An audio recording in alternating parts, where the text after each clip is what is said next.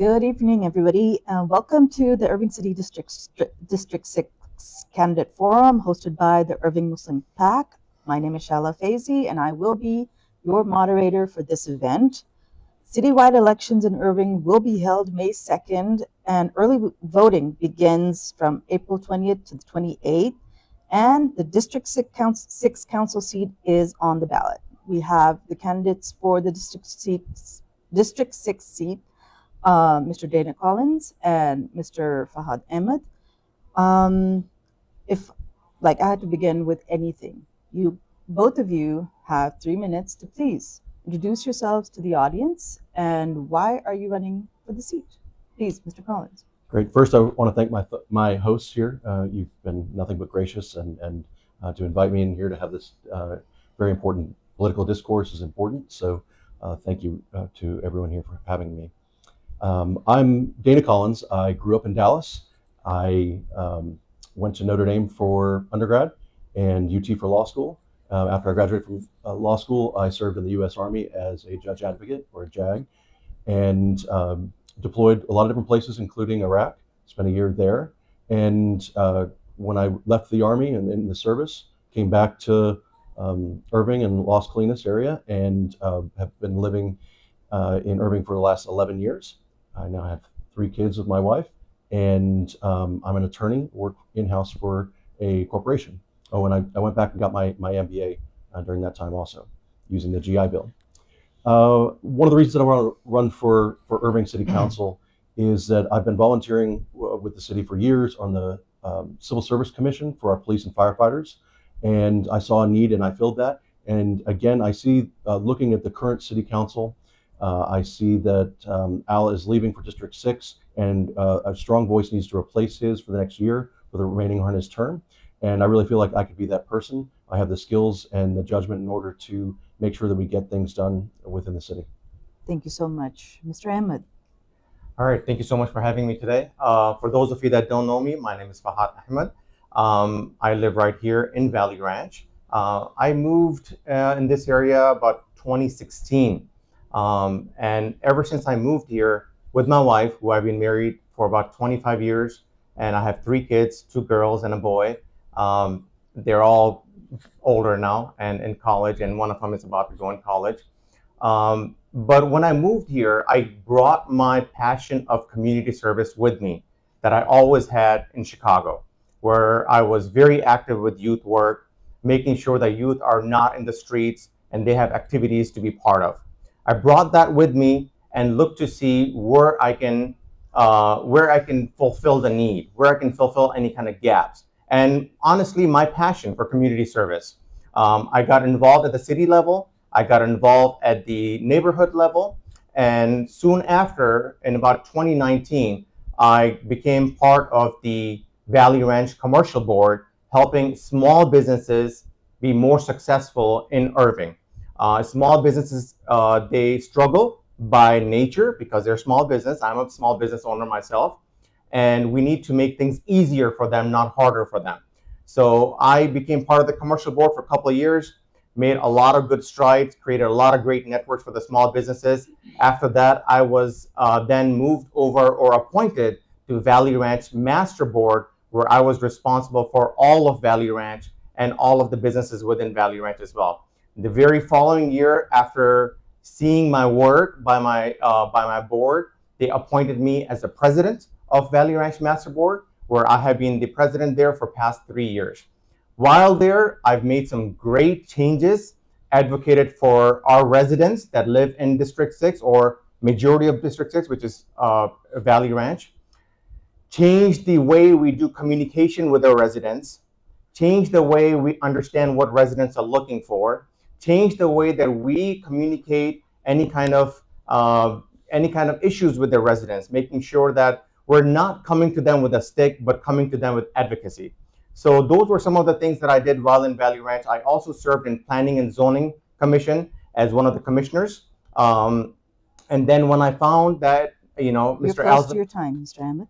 When I found out that Mr. Al Zapanta is moving on and taking the mayor seat, and there was an opportunity available, I thought to myself that this is something that will empower me to do more of what I'm already doing. Thank you so much to the both of you. The format of this forum is simple.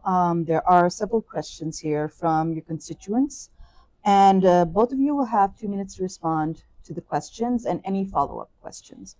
So I will begin with question number one. As both of you are aware, District 6 is a very diverse community. And we are trying to cover as many issues as we can pertaining to the community. The first question that comes up is, where do the both of you stand in terms of addressing anti-Muslim rhetoric that has become so widespread in Texas, fueled by anti-Muslim sentiments expressed by our Governor Greg Abbott and other high-profile politicians? Mr. Ahmed. Yeah, thank you for that question. Irving happens to be one of the most diverse cities in America. We have people from all religion, all faith, all background, all ethnicities here. Discrimination happens by nature of just having diversity. We need to make sure it does not happen at any level. That requires certain level of education at the city level. That requires certain level of accommodation for different ethnicities and different religions. But we can never be disrespectful. We can never have any kind of negative connotation towards any race, whether it's Muslim, Hindus, Christians, Catholics, atheists, or any orientation whatsoever. If I'm elected as the councilman, I will make sure that my constituents are addressed in a very respectful manner, and they're always heard. And I will make sure that any kind of discrimination does not take place in City of Irving, especially at the city level. How do you propose to counter any cases of discrimination that may come up at the council level or at the city level? You know, at the council level, our job is not just to vote silently. When we see something, we have to say something. It is perfectly okay for us to educate our fellow councilmen or any staff member. I recently had a really good conversation with the police chief as well, where we talked about doing diversity and inclusion training for our police force as well, because sometimes there can be unconscious bias as well, and we need to make sure that we educate first, and then if certain incidents happens, we have to voice it. We have to stop it. We have to voice it, and then perhaps some level of education would be helpful as well. Mr. Collins, same question. Yes, thank you. So it's one of the reasons that my wife and I love Irving is the diversity. We find ourselves often, as probably some people do within the Irving community, Las Colinas, Hackberry Creek, any of that you're not in the majority like you are in a lot of places in Texas. And I actually love that. My kids have been raised in all of our preschools, all of our schools, just wonderful schools where they may be only one or two Caucasian kids in the whole class. And it's led to such an amazing learning environment for them. And it's so amazing to see the innocence with which they approach all of that. It teaches me a lot. And one of the things that I share with them is trying to keep that through their entire life. I think one of the things that's great about this is we've met with and spoken with each other, and we're not going to get into any type of dispute. And that's where it starts. It starts with the leadership, sending the right image, not trying to do things for political expediency, not trying to cast the other as something different than you. And at the end of the day, we're two human beings that are both trying to improve our community. When I spent a year in Iraq, and it's very easy for deployed military folks to look at the enemy and think that they are different than you, or to use discrimination in that. And as an attorney, for rules of engagement that I would teach folks and the rules that we had to deal with, it was actually one of the things that I took away was how amazing we are as a country and as a diverse fighting force, that we were able to do that, at least in my unit, my experience, and really win over hearts and minds within Iraq and conquer some of those both language and cultural barriers.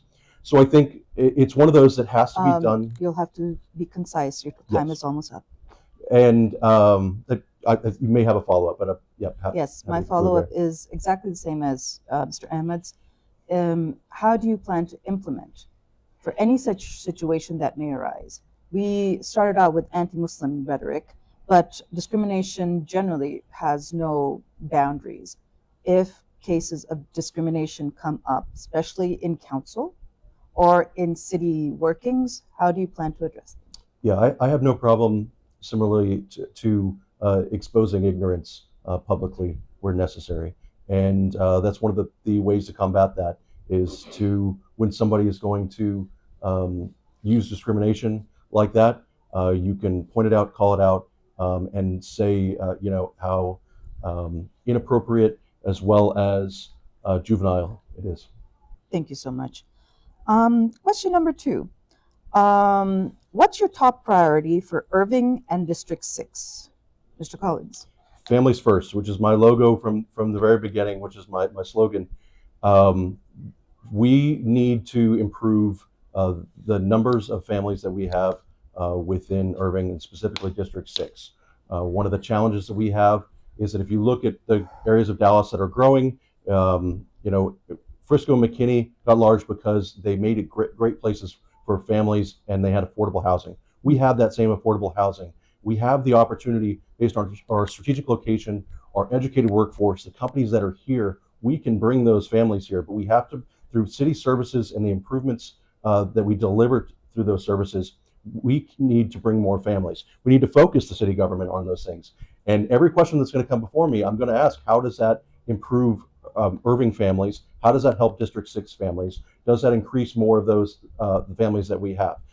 If you look at the success that District 6 has had, from master plan communities to HOAs to TIFs to PIDs to every other acronym they use for special zoning districts that help increase and protect property values and create communities, that's the type of thing that I want to expand on. We need to expand on building homes for individuals and homeowners within District 6.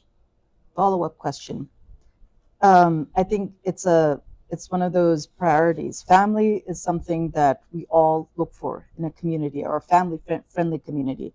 But how do you plan to fund and implement to bring forth more features in District 6 that would encourage families to move here? Yeah, and that's the genius of some of these PIDs, TIFs, and transit zones and other incentives. These are all buried within the law that you can do these types of things already for zoning improvements. If you look at, everyone's familiar with Cypress Waters. I saw a report recently, they spent $29 million. Cypress Waters is not within Valley Ranch. It's not within our district. It's right outside and benefits all of it. But it's a Dallas County TIF zone, and they spent $29 million improving that property. It's worth over $1.8 billion or something like that right now, I read. So that type of massive growth, and they did all of it with the idea that the property improvements and the land value would pay for itself. That did not increase the city budget. And if Dallas County can do something like that, we certainly can. And we need to be proactive. And we've had successful building. I don't want to pretend that we haven't done that. I want to do more of that. And because Dallas is a growing place, we need to invest in Dallas. But if we do it in a smart way like this, it will not raise our taxes. It will not raise any of those. And the properties that need the improvements to utilities, that need it to drainage, that need it to roads, can all be paid for with themselves. And in fact, that will protect property values in the long term. Thank you. Same question, Mr. Ahmed. What's your top priority for Irving in District 6? Sure, thank you so much. So my top priorities, number one is going to be keeping the neighborhood safe. I've been talking to a lot of neighbors, and this is top of mind for a lot of folks. We often get overlooked in District 6, thinking that this is a safer neighborhood and we don't need as much resources. My priority would be to make sure that we get more resources or our fair share of resources.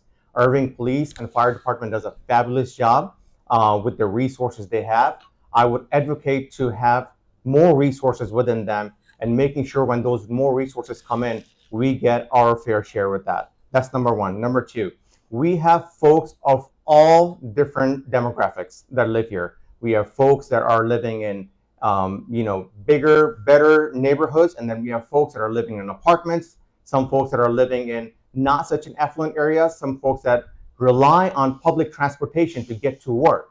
We need to make sure they have that public transportation so they can get to work.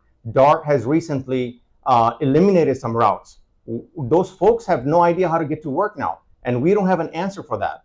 I would hold DART accountable and making sure that our relationship with DART strengthens more, and making sure that that relationship results in better services for our district. And lastly, I don't know how much time I have, but lastly, I would make sure that our streets and our sidewalks are well maintained. Irving is very large. Our sidewalks are very large. We have enough sidewalk that if you went from Irving all the way to Nashville, that's how much sidewalk we have.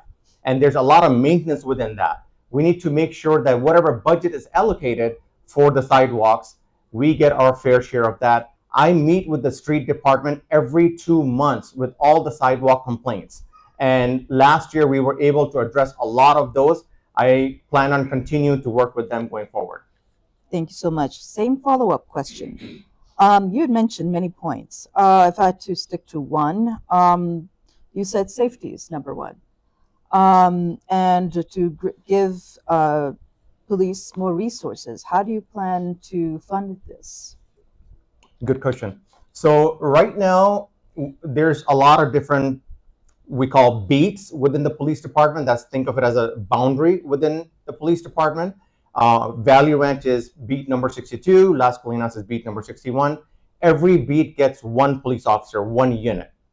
These beats were decided 40 years ago or some time ago, where Valley Ranch was half barren. We are a lot more populated now. So one police unit is not suffice. Police department has already hired 30 fresh new recruits. Half of them, about 15 of them, will graduate out of their program in August. I plan to work with the police chief to make sure that we either get additional beat within our Valley Ranch and Las Colinas, or we at least to the minimum get one more unit that is shared between Valley Ranch and Las Colinas. This will not add to the budget. This will not add to the burden. This will be the existing 51% operations budget that is already assigned to the first responders. We are just asking for our fair share within that.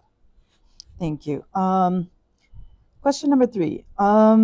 This actually relates to what had happened last year in terms of council removing certain addendums before they were heard publicly or addressed publicly. Families in the district are especially affected by the genocide in Gaza. They sought an opportunity to be heard, yet a ceasefire resolution was removed from the council agenda. If you were serving on the council, how would you respond? Mr. Ahmed. If I could summarize that, my answer very shortly is that we need to do right by our resident. Do what's right, don't do what's easy. Mm-hmm. Taking an item out of the agenda is easy. I don't need to confront with anyone. I don't need to worry about taking a stance. The right thing would be to hear my residents. You may not like it. It may not be what you believe in, but it is your residents' right to be heard. To the minimum, if you're going to remove an item from the agenda, at least give them the justification why it was removed. It shouldn't have taken, almost a year or so for us to find out, why was that item removed? Do we not matter? Do our residents not matter? And this is a slippery slope. It happens in one demographic, it'll happen in another demographic. And then it will keep going down. And very soon, our council will keep doing what best suits them, not what's right by us. If I was in the council, I would vote against it. I would make sure, even if it's something that's hard and not easy, I still give a chance to my residents to feel heard. Thank you. Same question, Mr. Collins.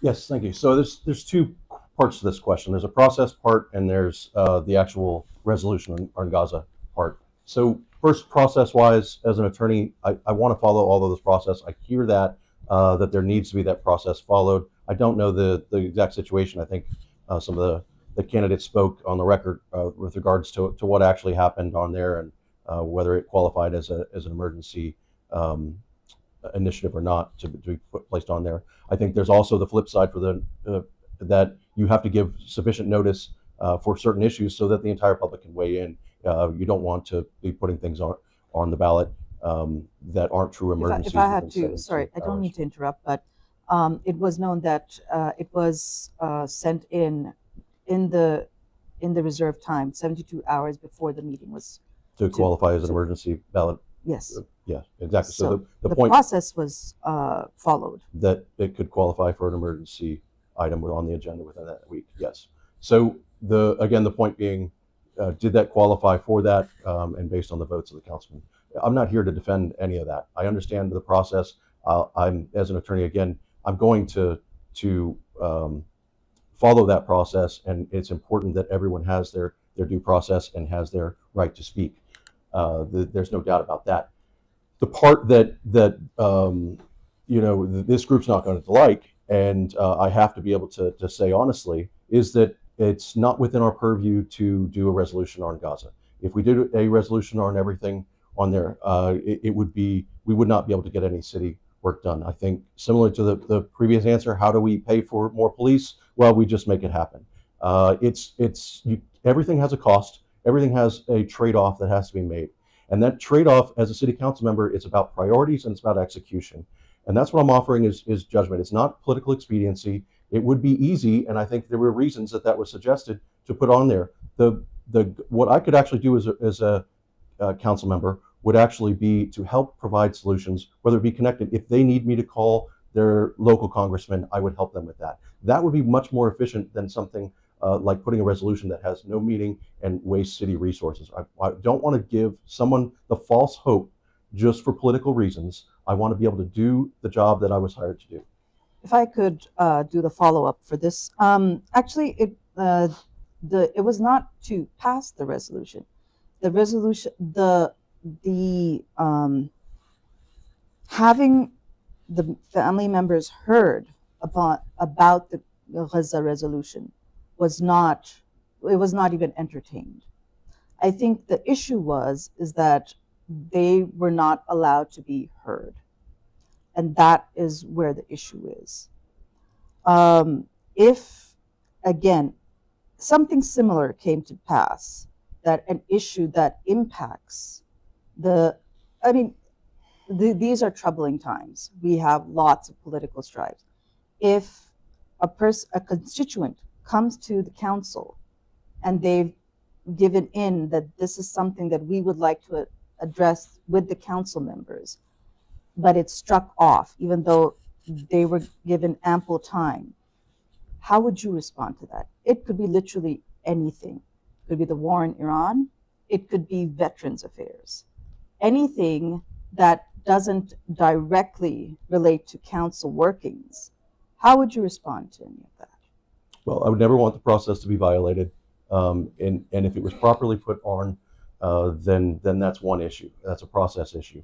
Whether I think that's appropriate, whether it's a veteran issue or otherwise, I don't think it's an appropriate use of the city resources and time. And I think that's one of those things that you have to be able to talk to your constituents. You can hear them and understand them. I do that all day as an attorney. I can understand the emotion. I can understand the need to and want to do something to help. You see people in pain and you want to be able to do whatever you can and you want to voice that. I completely understand it. But it is misleading. I do the same thing for my clients and I would do the same thing on the council. It is misleading to pretend that you're going to be able to do that for them and that voice is somehow going to change things. And if you want real action, if you want real solutions, then if a member were to reach out to me on this issue, I would help direct them in the real solutions that make a difference without going places that aren't within my control. Thank you. Next question. Do you believe that the push to rezone by the Sands Corporation effectively kept the door open for casinos? Mr. Collins. Well, the door has been closed because it's against the Texas Constitution.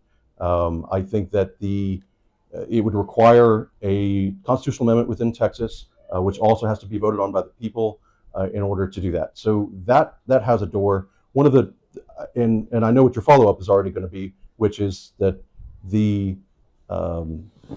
what if things change? And it's not a possibility within this 1 year term. It's really not a possibility within the next 4 years effectively. But the casinos and what has to happen with that property, the truth is that if we were to go as a city and ban gambling, which is already against Texas Constitution, they'll do the same thing that Austin has done for every other thing where a city has gotten too far out over their skis and tried to take power away from it. Ends up in lawsuits. It ends up in getting sued by the city. It ends up in additional legislation where maybe they were to say, for example, pass gambling, but it was just immediately say that the city has zero control over zoning for the gambling. That would be devastating for us, that if this was forced upon us, we would have no control. So it's important that we don't come out in certain ways saying that this is absolutely against what Irving will allow, because it's not within our authority, and it's going to end up in a backlash for us. Follow-up question. A sitting councilman has proposed charter amendments to firmly prohibit casino gambling. Do you support such a measure? For the same reasons I just listed, I think when it's currently banned by the state, and the state has been very clear that this is within their purview and not within the cities, I think it would be dangerous and destructive. Do I personally think that casinos would be appropriate within Irving? I really struggle with that, and I don't think so. Because if you're putting families first entirely, I don't know how a casino could possibly do that. I've looked and researched into things like Grand Prairie when they added Lone Star Park, and what that affected for their property values, their rates, and the crime rates. And I don't see how Irving becoming the center of the entertainment center for that helps families. Now, if a case comes along and it's somehow constitutional 5 years from now, then I may change my opinion. But it would be very tough for me to make a case for gambling within Irving that would somehow improve the lives of Irving families. Thank you so much. Same question, Mr. Ahmed. Repeat that. Do you believe that the push to rezone by the Sands Corporation effectively kept the door open for casinos? Yeah, so that door is open and it's wide open. And it would be delusional of us to think that it's not getting passed at the state level.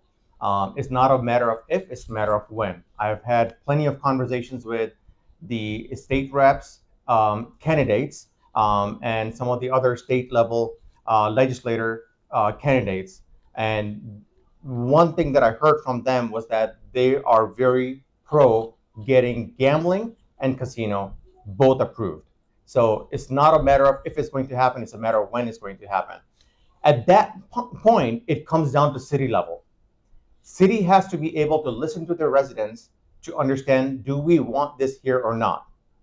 If we deny listening to our residents, it has nothing to do with whether we want revenue coming in, or casino is a big deal, or casino is not a big deal. It has to do with the mindset of a person that is saying that whether I want casino here or I don't want casino here. Irving is for families, and families do not want casino in the city of Irving, anywhere. So at that point, it'll be up to the council and the P&Z Commission to make the recommendation based on what they hear and based on what is good for city of Irving. If I am elected as the city council, I will stand up against the casino every time, just like I have done in the past when I was a P&Z commissioner. I not only voted no silently, I spoke up against it. I presented the reasons why casino is not good for us, and I voted no for it. Same follow-up question. A sitting councilman has proposed charter amendments to firmly prohibit casino gambling. Would you support such measures? There are portions of that charter amendment that make sense, but I haven't been able to look into all of them. What I would propose is that at the end of the day, it needs to come back to the residents. Residents need to vote whether we want casino here or not. And that is in part of that charter amendment that the residents need to decide. And that's what I would be proposing. All right, thank you so much. Next question. According to data, police departments in Irving receive a yearly funding of $67 million. Despite that, Irving ranks a D in terms of crime safety, with some of the highest crimes being of vehicular theft, murder, and assault. The total crimes cost to the residents of Irving is over $158 million. Our tax dollars are not working towards our safety. How do you plan to change that? Mr. Ahmed. Yeah, that's concerning because I live in Irving with my family, and I get concerned about my family, my wife, my kids being able to go outside without any fear that something is going to happen. Some incidents have taken place even in Valley Ranch. We have had, somebody who was attacking women on the trail. I work with the local police department to make sure that we have ample support and ample units on the trail. They put four units on the trail, and they were able to catch the person. We had very minimum, but we did have some car thefts, and the auto theft department got engaged very quickly. We have a really good relationship with the police department, and they're doing a phenomenal job. They're tight on resources. They don't have every resource they need in order to get the job done. With these additional police officers coming in and implementation of new technology like drones and stuff, our hope is that we will be able to bring that trust and that sense of security back within the residents, where they are able to walk the trails, they are able to go outside without the fear of being attacked. Same question for you, Mr. Collins. Would you mind repeating it? Thanks. So, according to data, police departments in Irving receive a yearly funding of $67 million. Despite that, Irving ranks a D in terms of crime safety, with some of the highest numbers of crimes being those of vehicular theft, murder, and assault. The total crimes cost to the residents of Irving is over $158 million. Our taxpayer dollars are not protecting us. How do you plan to change that? So the number one thing that the city needs to be responsible for and guaranteeing is personal safety. It's part of the social contract that we have with the government, and they provide our safety. And so that is paramount. And that's why you hear every politician talk about safety. It's one of the reasons that I work with the Irving Civil Service Commission for the police and firefighters to make sure that we have well-performing police and firefighters. I think it's worth mentioning that our police and firefighters, put their lives on the line on a regular basis, and they do tremendous work. I think that in District 6, what you quoted is one of several different ratings with regards to police departments. Generally, if you were to Google Irving crime rates or Irving police departments and how they'd be rated, you'd find that they're above average with regards to large cities. I mentioned Frisco and McKinney before as places for families. One of the things is Frisco at one point was the second safest city in America. So I do think that there's room for improvement if we want to continue to bring families into Irving. We have to make sure that the property crime rate within District 6 drops. You're talking about crime statistics for the entire city. The difference between South Irving and North Irving are very different crime problems, and specific to District 6, and the issues are property crime. My wife actually a few years ago was a victim of property crime, and one of the things that we found was that the police department in Dallas County, because they took the credit cards here, smashed a window, and went to Dallas County, that was a divide between the two different cities for investigation. And so it didn't end up getting closed because of some of that reliance and inter-police communication. That's one of the things that I would focus on because in this case, it happened to be a repeat offender, a known individual, and somebody that went on a cycle that regularly came to our district to rob and then go back to Dallas. So those types of individuals, I would really encourage the police and look for policy changes that make sure that those cases are closed. Thank you so much. I think expanding on that issue of safety, police funding, the next question is, do you support expanding Irving's participation in the federal 287G program, which is partnership between local police and ICE to include warrant service officer model and task force model, which allows officers to perform immigration enforcements in the field. This is keeping in mind that close to 60% of Irving's population is of immigrant background. Mr. Collins. So 287G is an option from the federal government in order to essentially deputize local police officers to do immigration enforcement. The state of Texas has passed a law that says that the counties have to adopt 287Gs. Currently, Dallas County has declined to adopt a 287G. So at the moment, the counties have that issue, and it's our Dallas County to fight it as they see fit under Texas law. Right now, it's not being required of cities like Irving, and the current role for cooperation with ICE is that if an individual is detained and fingerprinted, that's immediately shared with all the databases. That detention orders from ICE are honored in order that if someone that commits an offense is identified, that they would be released or held to until ICE picks them up. Those are working within Irving right now. It's allowing our police to make discretionary calls within the environment to make sure that the laws are followed. I think one of the parts that can be destructive for 287G is that people fear reporting. So a domestic abuse survivor that doesn't have legal status may fear that if they report the crime, that they'll be deported, and that's actually happening in other parts of the country. So it's important that our police, we just talked about how important public safety is, and having the ability to report those crimes and not having it go unreported and criminals staying on the streets because of that is one of those areas where we need to make sure that we're empowering our police to make the right decisions. Follow up to that, but that's the thing, especially when we see about how ICE is operating. Under most circumstances, it is arrest now, ask questions later. There have been many instances where citizens have been arrested. If we are, in fact, cooperating in some form with ICE, what kind of training are our police getting so that this sort of indiscriminate action is prevented? Because again, 60% of Irving and a huge percentage of District 6 are immigrant populations. And I'm not even saying, like, if you look at statistics, majority of them are citizens and the rest of them are on some visa whatsoever. They are here through legal channels. So, but this does inspire a fear that if police is cooperating with ICE under any circumstance, that they are in danger just because police is around and they are cooperating with ICE. So how would you encourage training in that regard?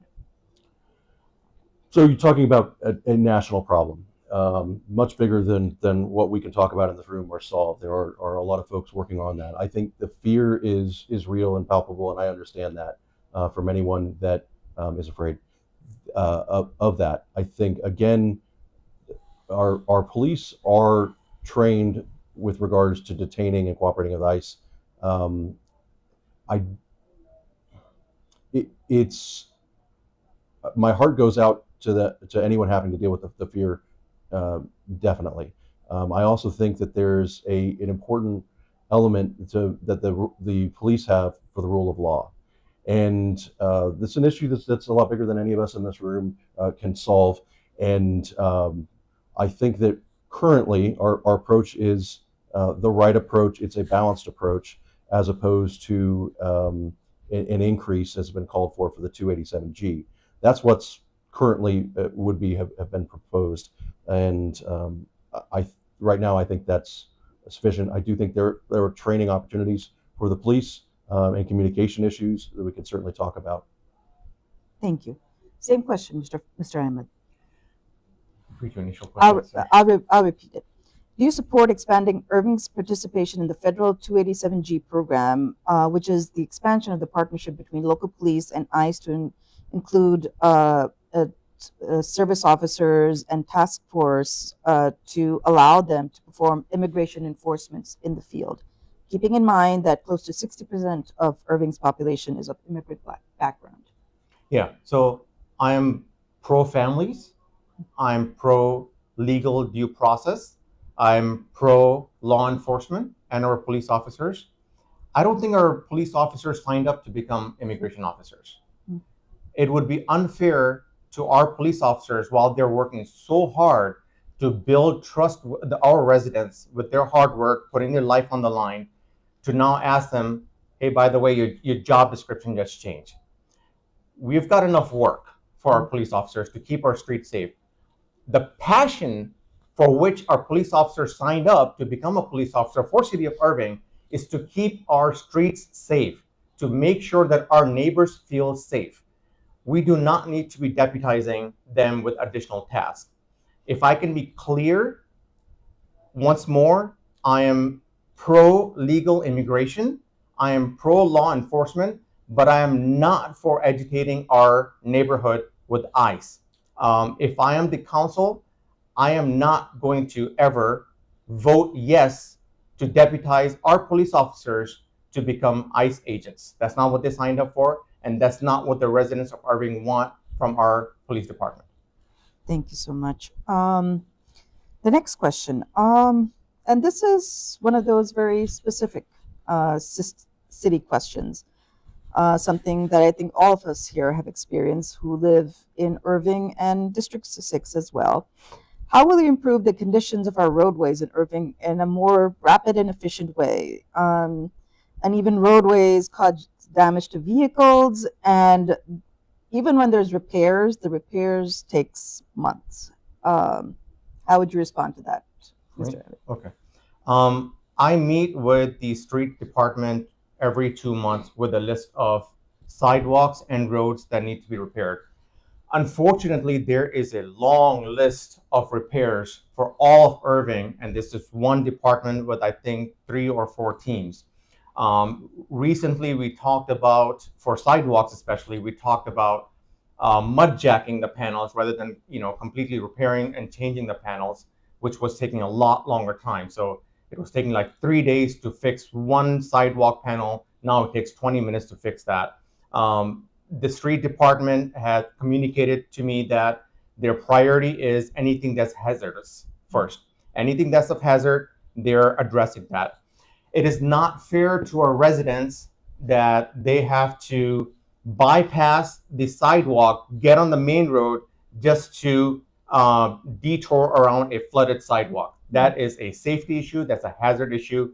We need to make our city more walkable, and we are a very walking and walkable community. D6, Valley Ranch, Las Colinas, we're a very walkable community. So we need to make sure that we do that. In my personal capacity, we're also asking some of the residents that I've talked to that are randomly complaining about, fair complaints about different sidewalks. We're asking them, can you tell me your route? Which route are you taking the most? And then we're asking the city of Irving to make that route a priority. And then same goes for the roads. If the roads cannot be fixed right away due to any kind of backlog, we're asking them to put a Band-Aid on those for right now so our cars do not get damaged. A lot of that is getting accomplished, and a lot more is getting accomplished as we continue to work with them. This is something what I do with City of Irving already. I've been doing it for a few years now, and I want to continue doing it with them. Same question, Mr. Collins. Yeah, we're definitely in a difficult transportation area because of the shifting soil, literally, on the roads, and it causes a lot of breaks. And everyone that lives here knows that that's one of the reasons the roads need to be repaired more often. And dealt with it for years with the HOA. They do a lot of work with regards to sidewalks and streets also. And I think the key is trying to do it in strategic ways that don't add to the burden. The city already has probably more street repair work than it can handle, and increasing that budget would have to come out of tax dollars. Unless you take some of the property improvement zones that we talked about at the beginning, where there's a transportation zone, a property improvement district, any of those things can actually be used to improve the infrastructure and the roads around that area, and at least address a portion of that and take that off of the city's plate so that it'll be paid by incremental increases in the taxes and the value for those property. And so you have to start getting creative, and you have to start getting strategic.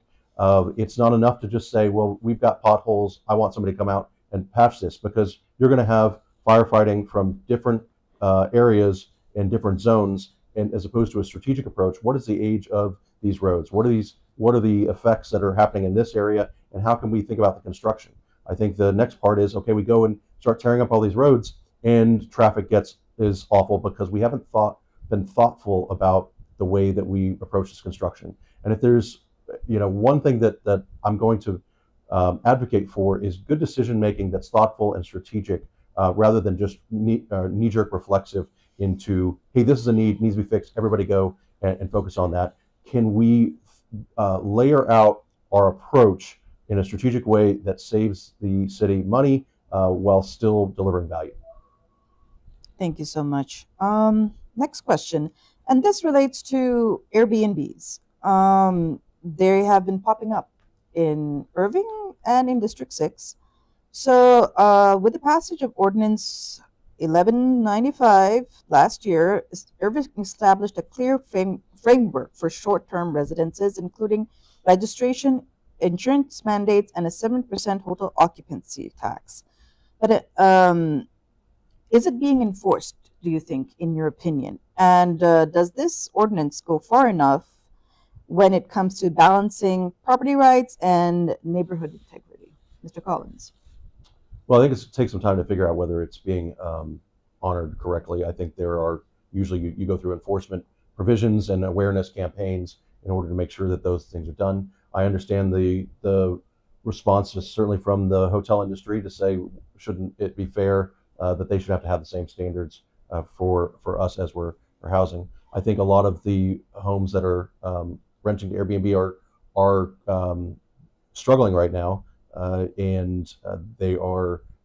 We need to make sure that we're not going about it in such a way which is going to cause vacancies or is going to drop in property values. Do you have in mind any mechanism that would identify underground rentals or those that have not registered with the system? Yeah, I mean, I think there's the same approaches that they've done in other cities for Airbnbs or Uber when it was first in cities and it was not allowed because of the taxi industry. You've got detection capabilities through that. You have the ability to focus on use assets within the IRS and some of the reporting data that comes there. I think there's all kinds of ways that smart people can approach that problem. Same question for you, Mr. Ahmed. Yeah, I'm going to use my time to kind of go back to the previous question for just 1 second. We've got elderly people that are on a wheelchair that will fall on their face if those sidewalks are not fixed. So if we have to use our tax dollars to use those sidewalks first, we make that a priority to make sure those get fixed first. We need to fix what's broken before we start building new stuff. Going back to STR, I think it's great that this city of Irving started the program where the landlords have to register and make sure that they're paying tax and those housings are according to the standards. Neighborhoods are turning into a revolving door. I moved into my neighborhood because I want to raise family there, not because I want to see a new family next door every day having parties. And that is the reality of having Airbnb in your neighborhood. In my neighborhood, we've got at least 3 or 4 Airbnb properties, and there's a new party every day. And sometimes there's, odor of drugs that we have to smell and we have to put up with. That's not what we signed up for, honestly. As far as the enforcement goes, I think time will tell if the code enforcement is doing well enough job and are effective in the way that is, catching them and making sure that, those standards are being followed. As far as the detection goes, it's pretty easy, I think. Anybody that has, do you have a follow-up for me or this is it? I have follow-up for both of you. Okay, because I think I'm going to your follow-up question. You look at their water bill. Right. Because whenever they register with A and B, they register with an LLC. So you look at the resident name and who's bill going to. When there's a mismatch, there's a renter there. My follow-up is straightforward. Would you support an increase in short-term rentals, or would you like them to stay the same or possible decrease? Mr. Ahmed. I would work with the state legislators to make sure that we have some level of control to maintain or decrease the level of Airbnbs that we have in our neighborhoods, and also give neighborhoods or city some level of control over, what those guardrails of STRs are. Without those, because each city has their own set of problems, and we want to be able to address them directly with our residents. We have a very low owner-occupied, home ownership in our neighborhood. That's our problem. That's not a statewide problem. In Irving, our percentage of home ownership is 38%. Right. That's the second lowest home ownership percent after College Station, which is the country's lowest home ownership rate. So we need to have more home ownership, less of STR, and even control over development of multi-tenant buildings. Same follow-up for you, Mr. Collins. I certainly don't think it's something we should encourage. It doesn't make the property values better for Irving families. It doesn't add to the character of the city that we're trying to build. I think it's one of those things that if we continue to improve, if we bring more families in that also then help our school districts so that they have enough families that don't have to close, that's one of those things that the city becomes a place for homeowners, and it becomes a place, destination not for renters, but for people that want to invest in the community and want to live here. Thank you. And sort of connecting to that point, the city of Irving is growing and housing is always a need. But the way the housing market is in District 6, many residents are not able to afford to buy or even rent houses. And especially when it comes to renting houses, the houses are limited when it comes to rentals. What do you propose as a solution to this, Mr. Collins? Yeah, I think affordability, there are affordable places. District 6 I think I saw yesterday that the median home cost in District 6 was about $587,000. For a lot of folks, that may be something that they can get a 30-year mortgage for, but others can't. One of the first homes that my wife and I were able to buy when I was in the military, all we could afford were condos. And I think that condos and townhomes, we moved from an apartment dwelling to a condo and just saw the difference in the community. And I think that it's very similar, and we can build on the type of success that we have within Irving for some of these homeowners organizations, as well as the master plan communities, to say that they can build the same type of community around those people that want to invest. And maybe they can't afford a large plot of land, but they can build it. And some of the restrictions have been relaxed recently to build on smaller units and units that are closer together, and they've been very successful within our neighborhood. And I would like to see more of that. That is my follow-up question. So, do you support having multifamily housing, such as apartments and condos? And do you think it's a viable solution to this issue? I think condos and townhomes make a lot of sense. I think the multifamily housing possesses a lot of challenges and strains within because of density reasons on city services. So if we're trying to serve Irving families and have better city services, we can't increase the density such that they can't deal with those issues. You're going to have overuse of the roadways we talked about, and increased crime. So one of the ways to address it's Senate Bill 840 out of the Texas legislature that says that there are any commercially zoned property, it's now authorized to be a multifamily dwelling and essentially apartments. The city responded to that with some ordinance changes that I disagree with, and I think will increase litigation costs. I think there are other ways to go about that and use some of the loopholes within that law that they already wrote to better make sure that we're encouraging walkable neighborhoods, that integration with any new development, commercial or otherwise, that it's passable, and there's a lot of green space and a community feel, as well as integration within the larger community. And apartments don't tend to do that and would not meet those requirements as I've laid them out in some of my plans. But again, condos and townhouses are one of those things where we can be responsive to the market, but also make sure that we develop communities that are going to protect property values.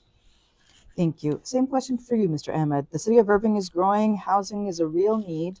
With the housing market the way it is in District 6, residents are not able to afford to buy the houses and rental properties are limited. What do you propose as a solution to this? We need to work with developers to make sure there's a plan to have affordable housing. So if we are allotting a plot for them to be able to develop, we need to make sure that we have a good partnership with them and promote and incentivize them to create housing that is affordable. $580,000 is not affordable for most people. I came into Texas with still with that American dream because I still lived in an apartment at that time in 2006. I remember me and my wife Halima, we were on MacArthur and Ranch View, right on top of the hill, looking down on Valley Ranch. And I told my wife, one day we're going to own a house here.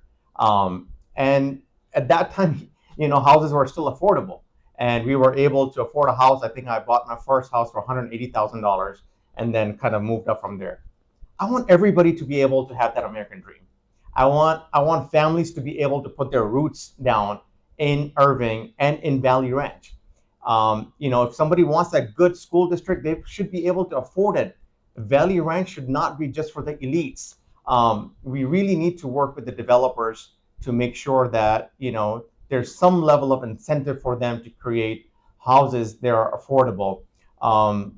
And kind of going into your follow-up question about condos and townhomes, townhomes make a lot of sense. Condos don't make sense to me, just because I've talked to developers when I was a P&Z commissioner, and we did a lot of hearings about condos, and those cases were before me and the rest of the commission. They were looking to build those condos with a starting price of $1 million. That makes no sense. That doesn't solve our problem. That just makes rich people more richer, and that's not what we're trying to achieve here. That is the $1 million question. How do we make these residences, even if we propose building affordable housing, usually it's dependent on location, school districts, and how desired the location is. Irving District 6 is in the heart of a lot of things. Even if we built affordable homes, there's always the desire to sell high. What I think the issue is, how do we cap the cost of these houses that we are creating, supposedly for future families? Mr. Ahmed. It's a free market. I don't think we can cap, and I don't think we should get into that. All we can do is incentivize the developers to make affordable housing for folks to be able to move in here. How would you incentivize? I'm sorry for interrupting, but how would you incentivize? Yeah. So whenever we have a piece of land, there are always RFPs that come to the city that, hey, we want to come into the city and we want to propose, we're going to build homes, we're going to, have townhomes, things like that. In that, they need to understand that city has a certain interest and certain things that are motivating us. We are trying to maintain a certain neighborhood character. That could be one of the motivations that we have. Another one could be that we are trying to create neighborhoods that are affordable. So that message needs to be sent to the developers so they can build that into their plan, that we will have certain amount of homes that might be bigger and higher and taller, but we also have other homes that are built well, but not as big and more affordable. Same follow-up question for you, Mr. Collins. If we want affordable homes for homeowners, you had proposed townhomes and condominiums, but when it comes to housing, how would you incentivize them to be more affordable for people, from families who want to move into District 6? Yeah, for me, it's priorities, right? If you're going to make that a priority for housing, you're going to make the developers are looking at the priorities that the city council makes, and if they're going to make investments in certain areas and say that they're going to be family friendly and looking for homeowners and developments, they're going to understand that. I'd love to see the $1 million condo out there, because there are new developments within our neighborhoods right now that are mansions that in that price range. But it's developing a little bit for market for everybody. I don't think that there's any movement for a cap or restriction in that way. Market controls that certainly wouldn't be very Texan of us, and would not be effective. But we have the luxury of undeveloped land still within even District 6, and it does need improvements for utilities and roadways and irrigation because of some of the floodplains that we have around us. And so when the developers see that we're willing to explore property improvement districts I feel like I'm repeating these same acronyms over and over, but the PIDs, the TIFs, the transportation zones, all of these things, when they see that we're willing to prioritize that, that's the way that we can get more interest and start meeting the market demand. Next question, and this is one of those other contentious issues, which I've heard people go back and forth about. Would you support sanitation services adopting the use of trash bins like in neighboring cities? Because right now we have open, like the bags are on sidewalks, basically. It attracts pests, vermin, and flying trash everywhere. So would you be open to that, Mr. Collins? I would definitely be open to it, and I think my wife would be very upset if I said that I would be against that. I've got the trash taking out responsibilities, but it is unsightly to drive down our streets and see the piles of trash. It certainly increases the wildlife. It's in that area, and that's not helpful. And I would explore. I know that it's very difficult. We've gone through a lot of things from COVID on to even have enough sanitation workers. It's one of those things that I do wish they would explore and make it reasonable. Obviously, there are some cost drivers as well as service drivers that are part of that, but I would definitely encourage that conversation. Same question for you, Mr. Ahmed. Yeah, so when I was deciding to run for city council, obviously I had to sit down with my wife and kids and kind of make sure they were supportive. Very first thing my wife asked, like, would you support the garbage cart? So it's an issue that affects all of us. I had a very good conversation with the recycle and trash pickup department with one of the directors. Our trucks are actually already retrofitted to accommodate for that. It would not cost city a lot of money to make that happen. Now there's issues on both sides. Do we want garbage cans in front of our houses? And obviously there's solution for that where we have people not put garbage cans or carts in front of the house. They put it on the side or they put it in the back. But that's the main issue though. The bigger contentious issue is that animals do get into it. Yeah, that's what I was getting to. So, that's one of the concern is that, do we want our cars in front of our house while the days it's not a garbage day? Right. So that becomes the issue. But there's, like I said, there's solution around it by putting in the back and stuff like that. I also think it's a lot on our staff who's picking up the trash to be picking up those heavy bags because, if somebody's having a party at their house next day, there's 10, 15 bags because we can't ask them to pick up more than that, and they have a limit of how much they can pick. If they had a cart where I'm pushing up a button, the robotic arm comes out and takes it and spins it over, that saves us a lot of money on health and injury on those staff members, which raises our self-insured insurance as well. Mm-hmm. Next question, and again, sort of connects when it comes to wild animals getting into trash. This was one of those hot topics last year, feral hogs that have been sighted in District 6, tearing up greenery, getting into trash. They're dangerous as creatures. What do you propose to be a solution for feral hogs that do cross city limits? Again, they don't respect our boundaries because they're wild animals. So what do you think would be a plausible solution? There was a sort of proposal that perhaps they could be relocated, but again, I will leave that up to you to respond to how would you best have a solution for feral hogs that do sort of yearly come by our Irving residences. Mr. Ahmed. Yeah, so that's something we have to work with the state on, State and Wildlife, to make sure that their programs are working. The state of Texas does have programs to control wild hogs by not necessarily, well, they do allow certain amount of hunting and stuff like that, which is unlimited. But there are programs that removes the ability to have reproductive ability with the wild hogs. So we need to make sure that we are cooperating with them, whatever they need in order to be successful in that And then when those sprees come through, and we get those herds in, we need to work with our animal services department and make sure they're trained for that. We have a great animal services department. Make sure they're trained to handle that, and they're also collaborating with the state agencies. Same question for you, Mr. Collins. Yeah, I think he answered it pretty succinctly. I think that one of the issues that we see often is, you've got coyotes, you've got raccoons, you've got other areas that the animal services you have to work with. I think we do need to look at population control measures. And it's kind of scary this day and age that we're talking about hogs in Irving and the metropolitan that we are, but that is the reality of the situation. Final question. And I think this has been another hot topic among Irving residents. There's a concern among urban constituents about explicit materials that are easily accessible to a younger audience through the public libraries.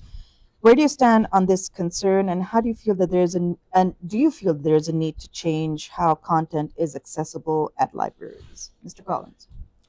So I know this issue has been going, is contentious within the library board for a while. And I want to speak first to the fact that I understand the fear of, there's nothing worse that having put everything into your kids and having some outside influence potentially corrupt that and to influence them in ways that you would never accept.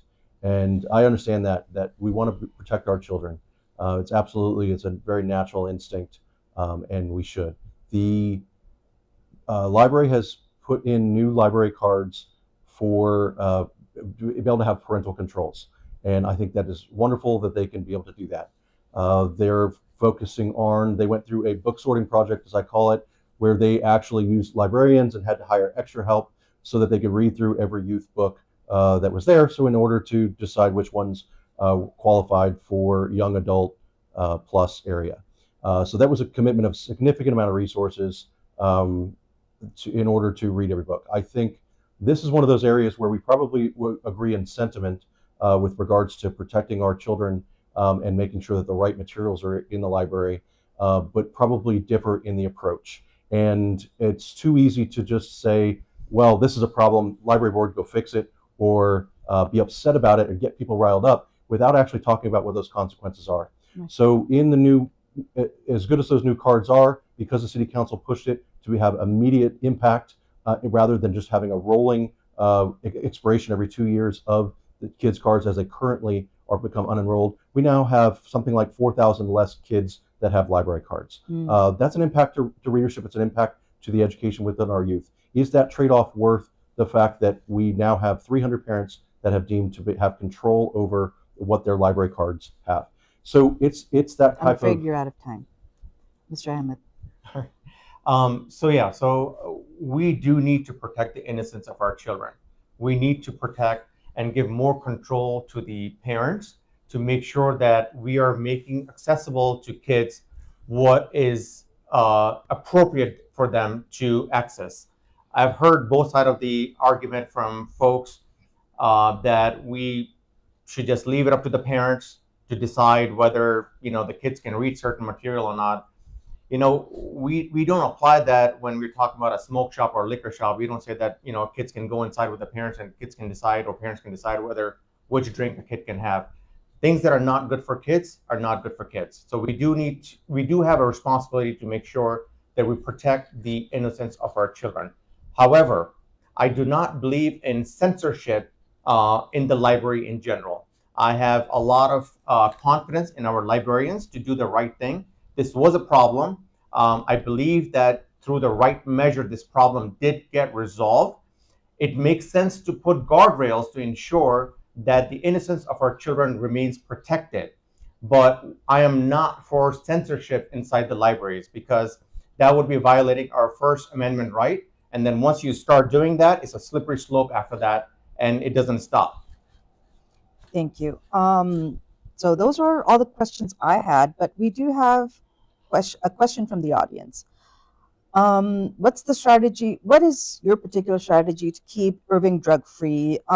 Because there was a time when it was a a dry city, but it's no longer a dry city, and we have vape stores and CBD stores, um, fairly like uh, throughout Irving, and it is something weed, especially, is something widely available even outside of Irving ISD. So, what is your strategy to keep a sort of a close watch on how drugs circulate throughout District 6 and Irving, Mr. Ahmed? Yeah, I believe in preventative measures and education for our youth and our residents. We need to create good programs for our youth and our youngsters, the ones that are in school, middle school, high school, getting into college. They should have good mentorship program that keeps them engaged, keeps them busy with their community. Kids often, when they don't have a place to go to, they're looking for a sense of belonging. This is when they get attached to wrong groups and bad influences and get into drug problem. Furthermore, we need to have a tighter control of how much of these businesses are we going to allow in the city of Irving. When I was on the commission, I was very disciplined and strict about how many liquor stores and how many bars are we going to allow in the city of Irving.